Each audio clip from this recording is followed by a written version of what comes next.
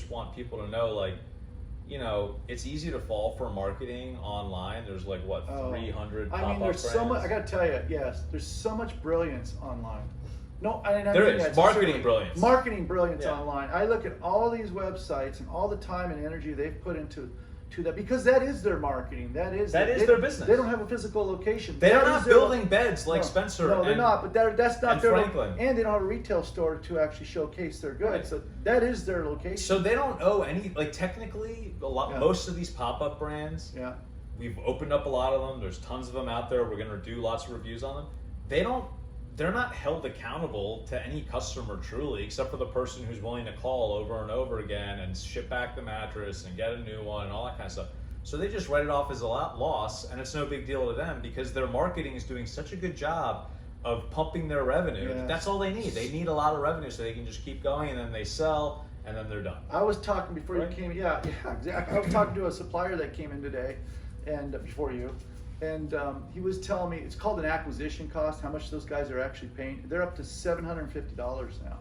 Now, just to acquire one of those guys. No, this is a different company though. This is a furniture company. It's $750 to acquire a customer. Wow. Just to get them to purchase a product. So and we actually found a mattress today. We're going to do an audio. I'm going to be releasing an audio mattress review on it. What's it called? That was by How do you even say that? M. Lily? M. Lily, and it's something Flex. We'll share it, but they have a few on their site. Yeah. What was the price? What do you? So that bed came in at $3,000 on their site, $2,900 and something. And as I did the breakdown, there's like 6 components basically to a bed. You look at each top layer and go through it. Really, in all reality, you can get that same bed for $1,500 to maybe $1,700. An exact equivalent, if not better. It's a big difference. But there's your acquisition fee. There's all that convenience fee that when you buy online. And I'm not buying online. I buy online all the time. I mean, if I didn't know better and I wasn't in this business, what did we say today earlier? I'd buy a mattress online. No, I would too. Look, if I had an Airbnb, right, and I was looking to fill it with some solid mattresses that are going to last for 3 to 5 years, yeah, I'd go online. It'd be easy. I can get them all shipped. They can put them in a box. I can unroll it at my leisure. Right, but nowadays it's tricky. Nowadays it's really tricky. The overpaying online because everyone thinks that going online is going to save them money. No, and that's why we're doing these audio mattress reviews, because we did a couple other. We did Nest Owl. Right. And it was pretty good quality. Not a bad bed. And they were really, what was really cool about them, not to give props to a company that we don't make any money off of, but they were really transparent with the type of foam in the bed. Right. If you notice, most of the marketing is, it'll say, you know, I don't know. They make up names. Let's see. They've got I mean, not to rank on Tempur-Pedic, but I'm sure there's something.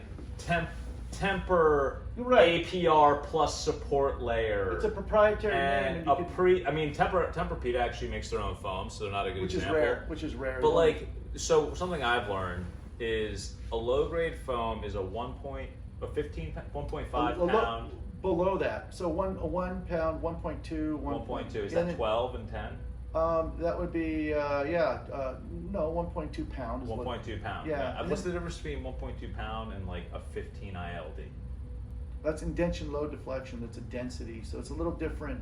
So there's just, I'm not an engineer, but I'll tell you, if you can go on and compare it, you should go online and chat GPT it or whatever you want. But long story short, what I'm trying to say is some manufacturers and bed companies are actually transparent about the type of foam that Spencer and I could order if we wanted to, or they, whoever can order it. A lot of them disguise it. A lot of them disguise it, and they'll say premium, whatever, and they'll trademark some term to blanket it.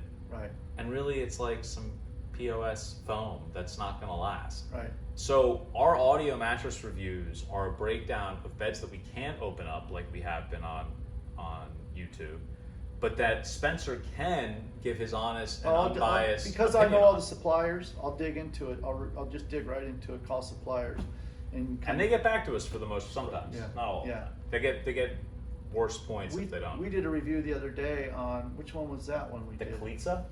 Is that how you say it? I still don't know. Klitsa, crazy name. They're coming out with all these. My buddy bought a Klitsa. He was convinced it was like the best bed.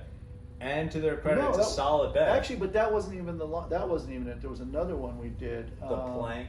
The plank. I could not get information. I had to email them all the specs on. Give me this spec. Give me that. And they, graciously, they did give it to us, but Which is better than most companies. Yeah, 2 days So later- 2 days later. kudos to Brooklyn Bedding. yeah, he did it. They just didn't put it on their site up front. You just got to dig a little behind the scenes. And to get Brooklyn Bedding, the plank, it's like a pretty solid It's a option. solid bed. They have a foam one to begin with, just straight up foam, different ILDs and Right, grades. but it'd tear up from that. The second one up from that is what I think would be a good